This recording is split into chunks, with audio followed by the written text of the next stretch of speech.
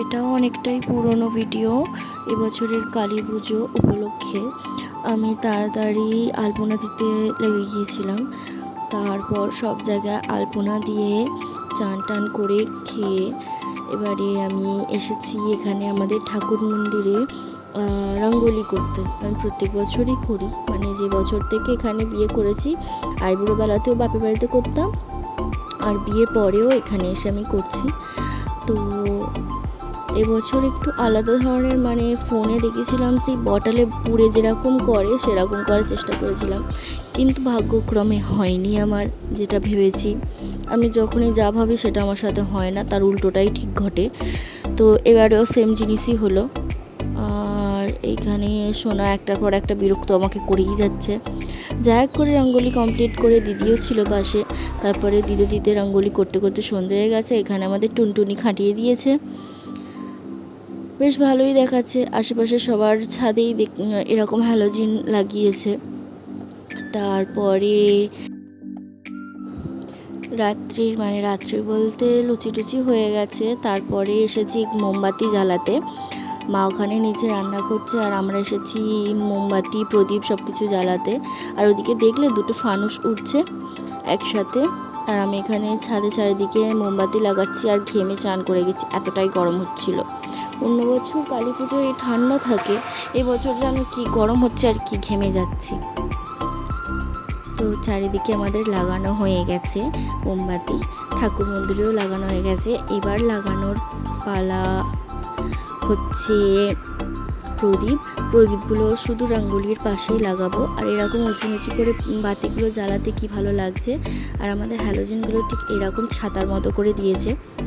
আর দেখে নাও আমাদের গোটা গ্রাম জুড়ে কীরকম লাগছে, সবার ছাদেই লাইট হ্যালোজেন লাগিয়েছে।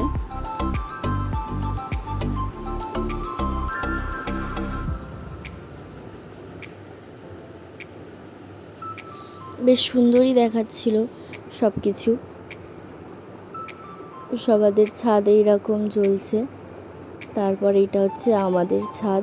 আর এই যে একটু পোজ দিচ্ছিল, তারপর আমি সব কিছু দেখানোর পরে মানে বাবুই ওপরে উঠেছিল, উঠে সব কিছু পুরো চিলে ছাদে উঠে সবার ছাদে কীরকম জ্বলছে, কাদের কি বাতি জ্বলেছে, হ্যালোজিন জ্বলছে সেসব দেখাচ্ছে। আর তারপরে আমি এখানে প্রদীপ জ্বালতে বসেছি।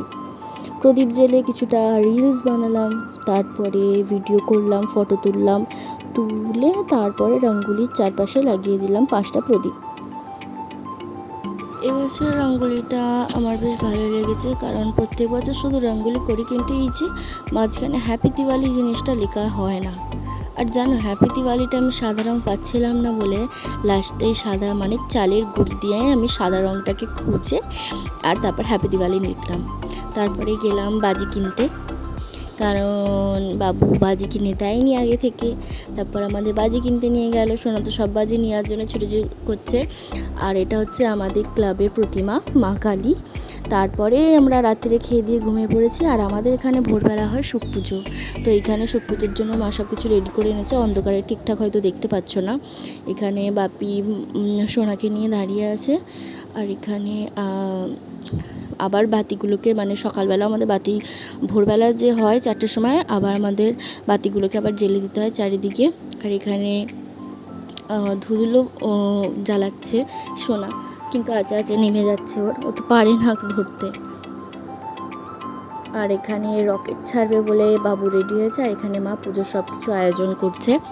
আমাদের শুক পুজো করে শুকতারাকে দেখে তারপর আমাদের বাড়ির সকল বাচ্চাদের বরণ করে মা। আর এখানে চরকা খুব আনন্দ হচ্ছিল, বাজি ফাজি পড়ছিল, কারণ বছরে একবারই আসার একদিনই এরকম বাজি ফাটানো হয়। এখানে দাদা দিদি সোনাকে নিয়ে বাজি পোড়াচ্ছিল, তারপর বাবা পোড়াচ্ছিল। তো এটাই ছিল আমাদের কালী পুজোর একটা মানে ভ্লগ। তো ভালো লাগলে অবশ্যই like, comment, share and subscribe. Tata.